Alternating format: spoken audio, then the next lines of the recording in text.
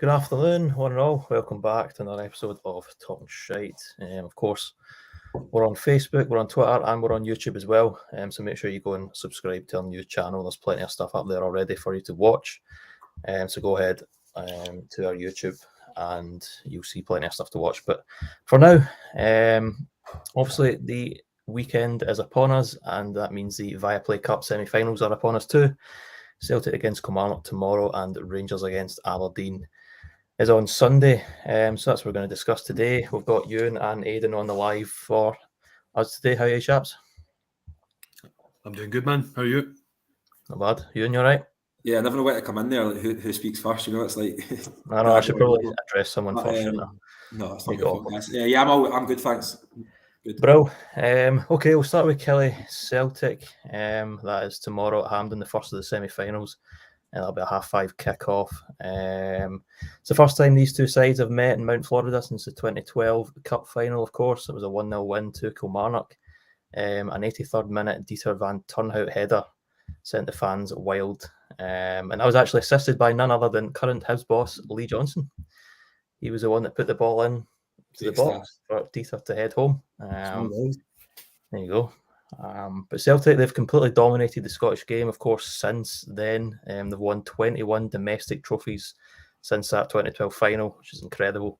And they're actually aiming to reach that 36th League Cup final tomorrow night. Kelly, on the other hand, they've won 6 League Cup semi-finals in their history, and it's only just the one that they've won, and that was the one in 2012, of course. So, yeah, it's clear that the odds are pretty much stacked against Kilmarnock already, just with those stats. Going into tomorrow's game. But yeah, Ewan, tomorrow, obviously for Celtic and Ange Postecoglou, it's the first cup semi-final of the year. They're very much used to these games now, of course. I suppose complacency isn't something we label against an Ange Postecoglou side. They're always on it, no matter what the game. And even while they're playing a team, in Kelly, who haven't won away from Rugby Park at all this season, they will go about their business as usual, and you'd expect them to probably win this game comfortably. Stranger things have happened, of course, but Celtic are huge favourites, aren't they? Yeah, it's almost like a home game for Celtic as well, isn't it? When you consider the amount of fans we'll have in Hampden tomorrow. I mean, everyone's kind of saying the same thing, aren't they? That Kelly have no chance, and you don't want to be kind of doom and gloomy. You want to talk up the Scottish game and say it's going to be a really exciting, thrilling contest. But I can see Celtic strolling it. I watched the game last week. I watched the highlights last week. I thought Kelly done well first half, to contain Celtic. But when Celtic scored, you're like, well, that's it, isn't it? I think Celtic are too good. I think their players are too good. Even you talk about complacency. Say it's not going well and they're off the pace. You just go look. Ange Postecoglou just looks at his bench and he's got 5 or 6 unbelievable options he can bring on to get that spark. And I hope it's a tight game. I hope it's a real thriller. I love the kickoff time as well, by the way, 5:30. Yeah. I think that's great if you're going to the game as well, night time, under the lights, gives fans plenty of time to do whatever they want to do before the game. And I hope it's a thriller, but I can see Celtic strolling this, to be honest. Yeah, and Aidan, yesterday, Callum McGregor was obviously speaking to the press. And like most years, Celtic are always tipped to win the treble. We're kind of used to that now in sort of recent years. Obviously, there's a long way to go this season for that to happen. But you'd probably imagine that it's in the back of every player's mind, the kind of Celtic players' minds that, there's a chance again, a really, really good chance that they go on and win a treble. Yeah, I mean, undoubtedly, I know Callum McGregor sort of joked yesterday, didn't he? Saying, I was wondering when that question would come up. But as you say, I mean, it's they know what's expected of them as Celtic players, and there's nothing less than to at least challenge for that every single season. So I think it's undoubtedly that it will be in their minds, whether they sort of acknowledge that publicly or not. It's going to be something that they target. And obviously now that they're just sort of one game away from the final, they'll be thinking that they want to go out, beat Kilmarnock tomorrow, and then they can set themselves up. And if they can win, like they did last year and like they've done in previous seasons as well, if they can get the League Cup in the bag, that just sets them up nicely then for the rest of the season. It gives them, just not that Celtic really need a boost in confidence, but it gives them that again, isn't it, to go and then try and get the league and the Scottish Cup as well. Yeah, and just on Kelly, as you say, nobody's really given them a chance in hell at all. They haven't beaten Celtic in 11 games, and as I mentioned, their form away from home this season is pretty wretched. If Derek McInnes' side are to get through, what needs to happen? That as you say, last week at Celtic Park in the first half, they contained Celtic pretty well. But as you say, when Celtic do eventually knock the door and break the door down, it's really difficult to get back into the game. Do you expect a sort of similar game plan to what Derek McInnes had sort of last week? Yeah, I thought it was Vassell guys up front. I thought he looked. Yeah, Vassell up front himself. I thought he looked a bit of a handful. I think there's encouraging signs from him, certainly. Yeah. Also, the big selection decision will revolve around Kyle Lafferty whenever he comes back, and I'd be very surprised if he started Lafferty just because he's not played in 10 weeks. I know he's been training. It's not like he's also been suspended for his comments, but he's been training, so he will have a good level of fitness. It's not like he's come back from injury, but he won't have any match fitness. And you go up against, I think Cameron Carter-Vickers was just an unbelievable centre half. Yeah, he was brilliant last week. Whenever I watch him, I just think he's brilliant. Like, it's like he's just so dominant. He kind of strolls through games, and I just think, how do you call it Celtic problems? I think set pieces will probably be an area that McInnes will look at. He's kind of done that across his career. Just got to contain Celtic, frustrate them, quieten the crowd as well, because like we said, there will be majority Celtic fans in there. Keep them quiet early doors. If Celtic score early, I think it could be a case of how many. I don't really want to say that because I want it to be a really exciting affair, but you've got to be realistic. And I just think if Celtic have a blistering start, then it could be a long afternoon for Kilmarnock. Yeah. I suppose, Aidan, for the Kelly players, I mean, their mentality and their focus will be sort of put to the test in the build-up to this game tomorrow. They won't be able to escape the fact that everyone is giving them no chance at all in the match. It's everywhere in the press. But you have to believe when you're going into these games, don't you? I mean, what's the point in competing? You've got to try and believe you've got to go and win the game. Yeah, exactly. I mean, there's no point in sort of allowing themselves to be defeated already, kind of thing, before the game's even kicked off. No, I'm sure Derek McInnes will have them.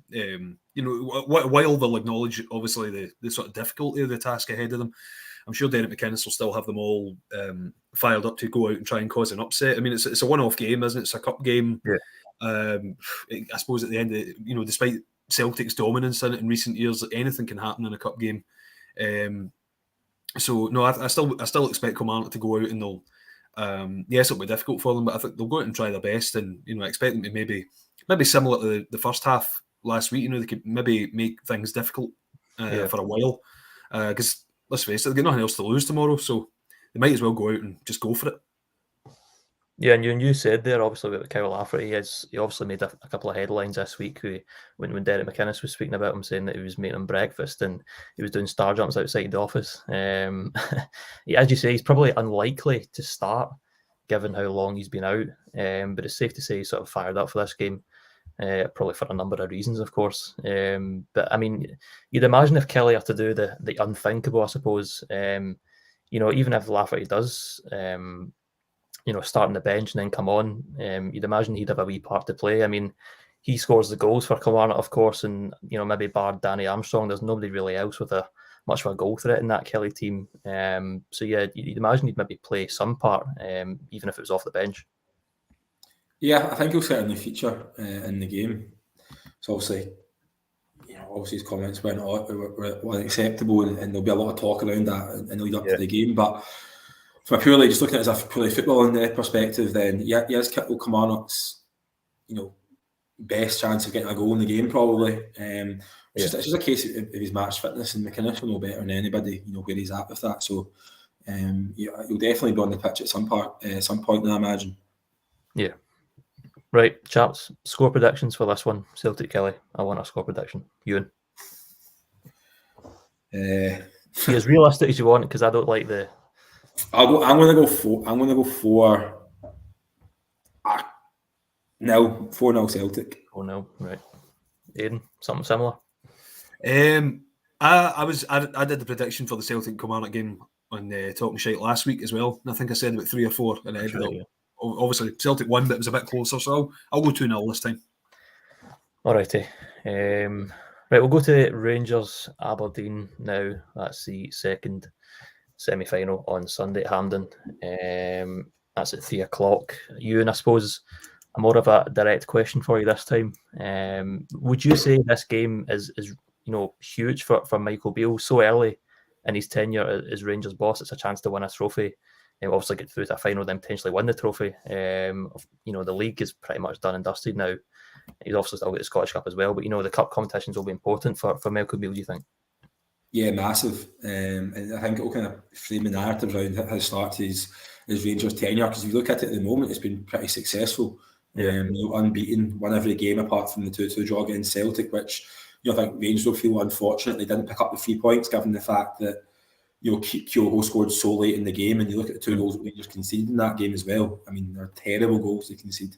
Yeah. I think probably the first one was slightly worse, but getting to a final and having that to look forward to will be big. It'll be something on the horizon. It's a chance to win silverware. When Steven Gerrard was at the club, when Michael Beale was obviously underneath him, I think one criticism was he only won 1 trophy out of 9. I think it was. Yeah. Obviously, they did win the title that season and stopped Celtic winning 10 in a row. But if you ask many Rangers fans, they'd probably say they should have picked up more silverware in that period. Obviously, they won the Scottish Cup last season, so it's massive for Rangers. Celtic will be, like we said, be going out to win the treble this season. Yeah. Rangers will be going out to win the 2 trophies. The league, it's a 9-point gap. I think the league's over. Being realistic, I can't see Rangers getting back into it. But Michael Beale's not going to come out and say that. But so realistically, he's got 2 chances to win silver this season, and that starts with a massive game against Aberdeen. I'm buzzing for this game. Obviously, I'm going to it. It's press, obviously, but I can't wait for it. There's obviously so much riding on the game. What happened in the last one with the kind of late comeback? There's also a few comments in the build-up. I think it's going to be a cracker. Yeah, it's going to be a good one. I suppose, Aidan, as Ewan was sort of touching on there, I mean, the league is probably virtually over now for Rangers, and you'd imagine if they'd lost this one on Sunday, it could make the sort of run into May seem a hell of a lot longer for Michael Beale than what it could be. He should be trying everything to win this competition, shouldn't he? Oh, definitely. I mean, he's already spoken about how Rangers are a club that sort of exists to win trophies, aren't they? So it's I mean, I think he's been honest about it himself. It's hugely important that they win this game on Sunday and put themselves in a position then where they can try and win that first trophy of the season, and obviously first trophy of his sort of tenure as well.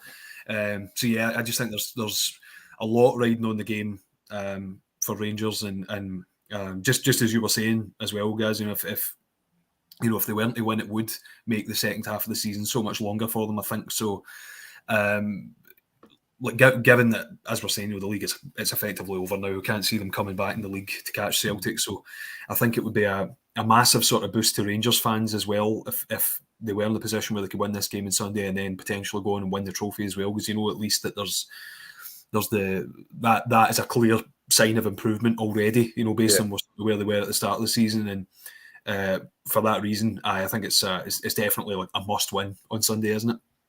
Definitely. You were at the presser yesterday, of course, and Anthony Stewart came out and sort of said that Antonio Kovac is, the better striker between him and Alfredo Morelos. Given that it's only a few days until a semi-final between these two sort of big rivals, what was your sort of reaction when you were there in the press room when he said that? Aberdeen's club captain, of course. Yeah, Anthony Stewart actually spoke really well up until that point, I'd say. I don't think anyone can believe that he said it. I put the question to him about Morelos and Kovac, and given he's going to come up against one of them, and how do you prepare for that and stuff like that. Pretty normal question. Didn't expect that react. Didn't expect him to say that. So when he did, it's obviously going to pick up upon it.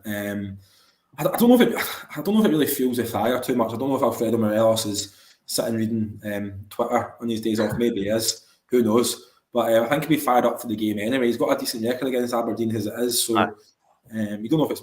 I don't think it's mind games from Stewart. I don't think Michael Beale's going to think, oh, maybe I'll play Morelos then because Stewart thinks Kovac's better. Obviously, he's not going to do that, is he? So yeah, I wouldn't read too much into it in terms of that. But I mean, if Morelos scores on Sunday and he has heard those comments, you can imagine he'll get a reaction out of him because he does quite like that. So I suppose it adds to the build up to the game, but you can understand why Aberdeen fans are frustrated about that because there's no need to say it, is it? It doesn't benefit anyone. I don't think Rangers will be pinning the quotes up in the change room. Like, you see people say that doesn't happen anymore. No. But yeah, I suppose it adds a little bit of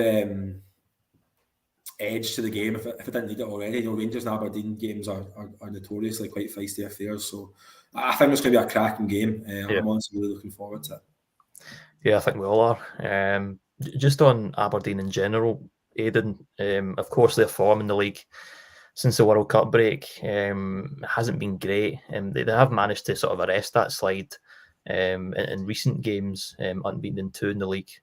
But this game is a huge chance to lift the spirits even more, and it's a big opportunity for Jim Goodwin to get to a domestic cup final, and doing it against Rangers, would be tremendous, wouldn't it? Well, I mean, I certainly think the Aberdeen fans would love it, wouldn't they, if they were the ones to put sort of Rangers out of the competition at this stage, I mean, as you said yourself, it's not been the best of returns to league action after the World Cup for Aberdeen. So this would be a chance to. It would just, again, like we were saying with Rangers, it would be a huge boost to Aberdeen, I think, if they were to put Rangers out of this and then set themselves up with the chance to go and win the trophy. As I was saying with Rangers, if they were to win the game, and again, I think it would also, like, with that bad run of form, Aberdeen are obviously aiming to finish in 3rd place this season, and they're going to be fighting it out with Hearts for that, by the looks of things. So again, if they were to win this game and sort of put those last 2 games against Rangers, especially that last one at Pittodrie where they threw it away in the last few minutes, I think if they were to win this game, it would probably get a sort of monkey off their back in that regard, and would just set them up nicely then for the second half of the season. I've got no doubt it would be a huge confidence boost to the players and to the fans as well for going to back them every week. So it's as you were saying, I'm really looking forward to watching this game on Sunday. I just think there's loads riding on it for both teams, and again, as Ewan was saying, it's always feisty between these two anyway. So I just think it's going to be a great game to watch. Yeah, and just sort of finally, Ewan, Aidan was speaking about it there, that the 3-2 game that Aberdeen sort of agonisingly lost at Pittodrie. I suppose Jim Goodwin, he'll be looking back at that game as much as he probably doesn't want to.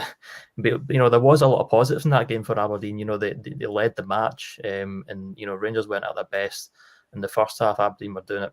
Were pretty good in the game up until the sort of disaster struck at the end of the match. But I suppose, as I say, Jim Goodwin, he'll be sort of analysing that game and looking for the sort of positives, and then maybe trying to take them into this game, won't he? Yeah, of course. I think there's a lot of positives from that game from Aberdeen perspective. You compare that performance at Pittodrie against Rangers to the performance against Celtic. It was night and day, wasn't it? Yeah. They were terrible. Not terrible going to Celtic. It was just the tactics and sitting off, and your home fans aren't going to accept that. I know it's against a team with bigger resources and a better football team, but still, you need to. Aberdeen, you could argue the third biggest team in the country, so you've got to have a go. Especially when you're at home, maybe when you're away from home, you can understand it a little bit more. But I think there's plenty of positives in that game. I mean, psychologically, I do think that it does maybe weigh on a player's mind. Maybe not in the start of the game, but say Aberdeen are winning 1-0 with 10 minutes to go. Right. There's no way you're telling me that's not in the back of your head. Yeah. It is. It's going to be. And players and managers are going to come out and say it's not. But it's just even subconsciously, you are going to kind of think back to that. But I mean, I think it'll be a really good game. I think James Shinney's addition to Aberdeen is honestly massive. Yeah, I think it's exactly what they need. He's absolutely nailed on for a yellow card on Sundays. You imagine in these sort of games. So, but I just think that adds like a little bit of spice as well, because he'll be fired up for this game as well, and he's a real leader. Anthony Stewart actually spoke quite well about him coming to the club and saying, I think he was asked, "Were you a bit scared that the former Aberdeen captain's back? Would you?" think Goodwin might give him the armband. He was like, no, like, it's good to have another leader in. So he answered that really well, in fairness to him. But yeah, I think Aberdeen will be relatively confident, albeit you do make Rangers favourites. I do think they should win the game if they play to the levels that they're capable of. Okay. Right. Score predictions in for this one. Aidan? I'll go 2-1 Rangers. Maybe after extra time, but I think ultimately they'll come on top. After extra time, interesting. Maybe. Never know. Maybe. Ewan, what do you think? I was actually thinking 2-1 as well. I just think Rangers defence look a little bit better since they've got Goldson and Davies in there together. Look a bit more solid. But I think Aberdeen will score. So I'm going 2-1 or 3-1 to Rangers, either in normal or extra time. Brilliant. Okay, lads. We'll be looking forward to both the games. Tomorrow, Celtic and Kelly, of course, and then Rangers Aberdeen on Sunday. Football Scotland will be right across both the games, and we'll have all the reaction as well on the whistle at full time. So stay tuned for that. If you're going to the games, then do enjoy it, and we'll enjoy it as well. But for now, Ewan, Aidan, thanks very much for joining me today. Thanks for everyone for watching as well, and I'm sure we'll be back next week to run over the games as well. But for now, thanks for watching, and we'll see you all soon. See you. See you there.